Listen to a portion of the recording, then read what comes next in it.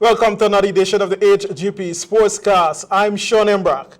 We begin with football news. Alpha United takes over the lead on the Stag Elite League points table.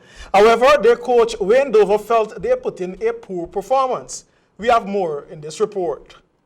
The Stag Elite League doubleheader began on schedule when Alpha United took on Buxton United.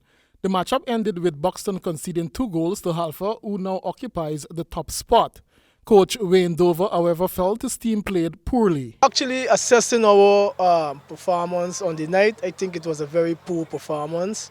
And, it was a bit disappointing to me because all the hard work that we have done over the last couple of days, we haven't seen anything close to that.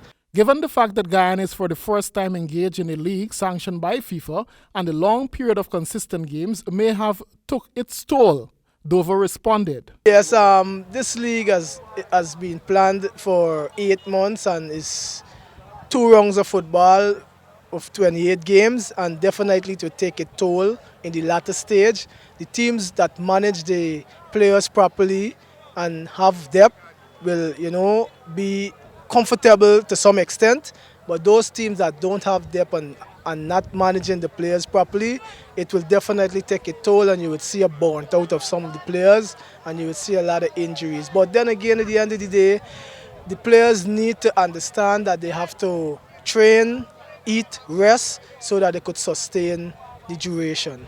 Dover was pleased though that Alpha won the game to amass the 3 points. But we come away with the points, and that is much more important for us on the night. Alpha United leads the 8-team league on 12 points. And in a strange twist, Sliggers FC players were instructed by their club management not to play the feature match of the doubleheader on Tuesday night at the GDF ground against GDF.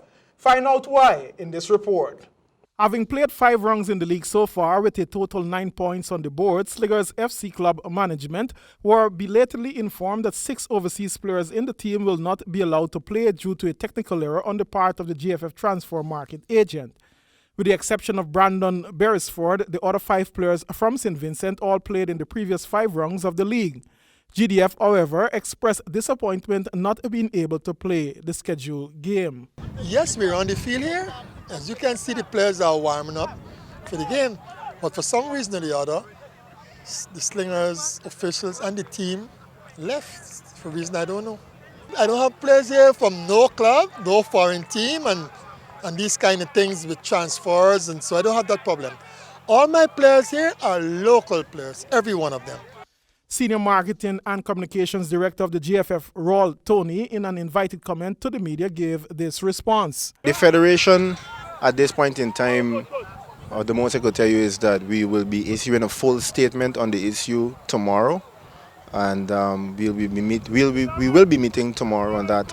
And as it is right about now, there was a query by one club about the eligibility of players from the Slingers FC, and the club would have thought that they went through the right procedure of getting these players to their club. The Federation, however, would have found out today that certain requirements were met, and the Federation would have told the club that the listed players cannot participate tonight. The club felt a little disenfranchised, and felt its best to pull their team from tonight's game. Tony noted, though, that the action by Sliggers will not affect the league, and the GFF will be working to resolve the issue at the earliest with Sliggers. Actually, this would serve as an eye-opener. It would give us a chance now to go through our checks and balances and to put our systems in place that for now, if a club decides that they want to check the status of a player, we have something there to say, okay, this is it, than for us arriving at an issue like we have tonight at the GDF ground. But I don't see it hampering the league. So far, you guys are here, we've been having a good turnout to the league, and I think people will come out and support the game. Regards the issue raising its head again with other clubs in the league, Tony said the GFF will be sure to avoid this again since it's a learning process. But I don't think a precedent would be set. I think the GFF, upon learning about this issue, would put all the right systems in place to have Slingers and their players back in the tournament again. Fans are encouraged to continue to support the league as they've been doing, since the GFF will iron out all transfer issues to ensure a smooth league. We shift our attention to cricket now. Guyana Cricket Board officials paid a courtesy call on Sports Minister Nicolette Henry to discuss the board's venture into a National Secondary School Cricket League. Minister Henry noted that it is an interesting and favorable mission, and she is in support of same.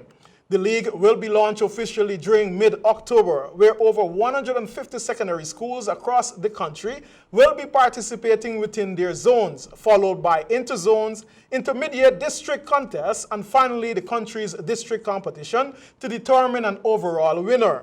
The competition also has a champion school pathway that would see the national champion fully sponsored by the GCB, participating in the annual Sir Garfield Sobers Secondary School Cricket Competition in Barbados. And in more cricket, Sri Lanka ended day one of the first home test against the West Indies on 250 for 2 after a 139-run unbeaten third-wicket partnership. More from Calvin Chapman. An unbeaten century from Dimot Karunaratne ensured Sri Lanka negotiated the opening day of the series with calm, losing only 2 wickets on a slow gully pitch.